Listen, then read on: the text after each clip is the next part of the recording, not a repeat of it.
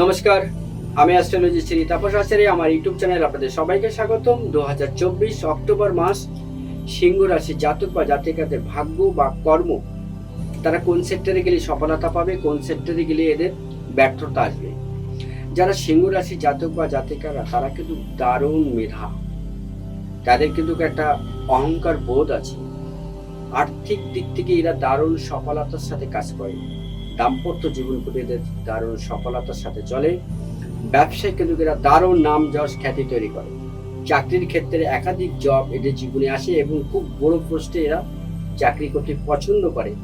নিজেদের ভিতরে একটা গাম্ভীর্য আছে যে আমি সিংহ রাশি, কারণ সিংহ রাশির অধিপতি গ্রহ হলো রবি। এদের রবি প্রচুর পাওয়ার, প্রচুর এনার্জি এদের ভিতরে, প্রাণশক্তি প্রচুর পরিমাণে। কাজ করতে এরা কখনো পিছিয়ে হাঁটে না। কর্মের জায়গা এদের দারুণ উন্নতি দেয়।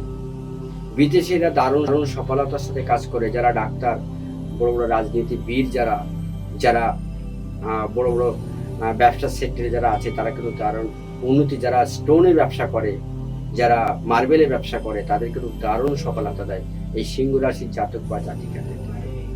সিংহ রাশির জাতক বা জাতিকাদের একটাই বৈশিষ্ট্য, যেটাকে বললাম যে কোন দিকে আপনাকে ডোবাবে, সেগুলো আপনাদের শর্ট টেম্পার, আপনাদের অহংকার, ওভার থিঙ্কিং। এটা আপনারা করবেন না। এটা করলে কিন্তু আপনারা কিন্তু পিছিয়ে পড়বেন। সিংহ রাশির 80% লোকেরা কিন্তু খুব বড় বড় সেক্টরে চাকরি করে এবং এদের যে জায়গায় থাকে তার ধারে কাছে কেউ আসতে পারে না।